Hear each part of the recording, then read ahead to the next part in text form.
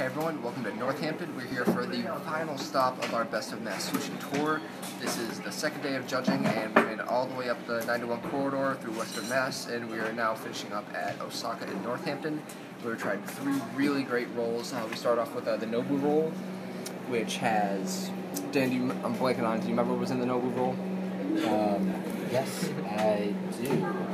The Nobu Roll had seared tuna, asparagus, tuna, salmon, eel, yellowtail, and 3 colors of tobiko, that fish roe on top. Yeah, the chef's special sauce, which remains a mystery to us. Yes, so like as you can see from the different colors here, kind of spelled out, it was originally in this big pile of top. This is real great presentation. It's been really cool to see how a lot of places haven't been shy about using the rows. So you got the orange, the green, and black, and you get more black ones back here.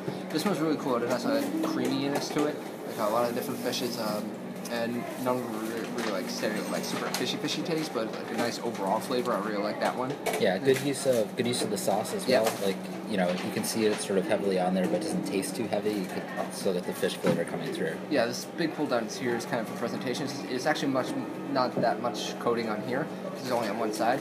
All right, the second one we tried was my favorite of 3. This was the Masa roll. This one is really cool because it was, you can see it's this pink, which is the soy paper, and it's a shrimp tempura.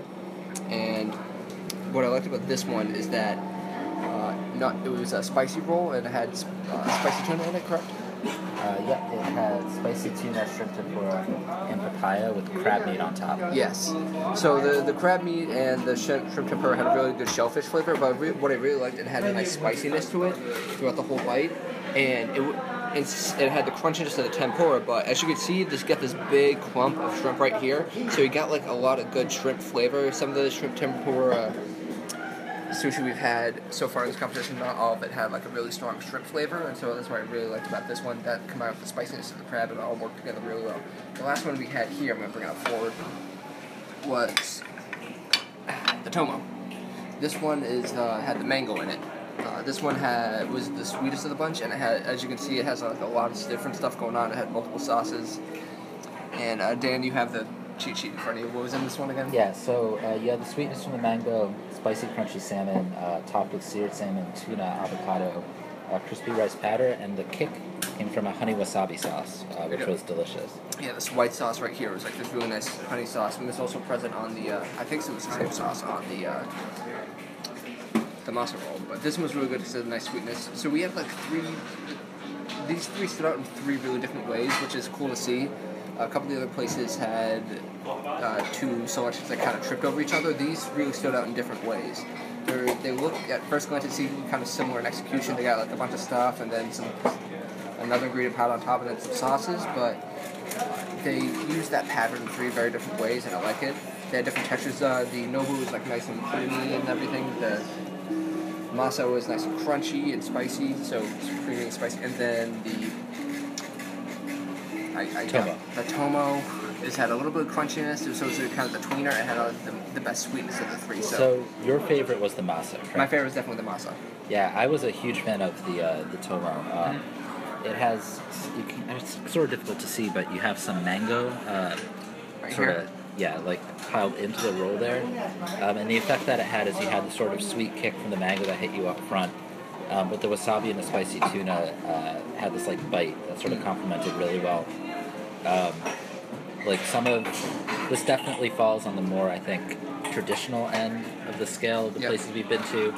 You're not seeing like beef, you're not seeing like barbecue sauces. It all, you know, at least sort of aspires to what you think of from a like really well executed traditional sushi, and it works extremely well. It's all very flavorful and balanced. Yeah, the traditionals, like more the traditional end. Because you definitely want to have fusion, because we're talking about mango and the different elements here and a lot of sauces. So there's not a lot of like strict, very. They are flashy on the flashier end of the sushi spectrum. These are definitely sort of the specialties where they're throwing a lot in there, but in terms of like the general presentation, I think it's a little more like conservative than some of the really crazy things we saw over the last couple of days. And the presentation of these we've seen some crazy ones, but I like this one here that just kind of went wild with the roe and the crunchy bits here. I'm going to try and pick them up, and so if you want to play with the textures a little bit, you can add a little bit of crunchiness. if you're better with me than chopsticks, which a lot of people are, I'm very streaky with chopsticks. I change my grip with them about 3 times per meal because I'm weird like that and I can't stick with one grip. And one random thing I really liked about Osaka was the pickled ginger. I've been trying it at each place. I haven't really... What'd I say? The J.R. Smith of chopsticks.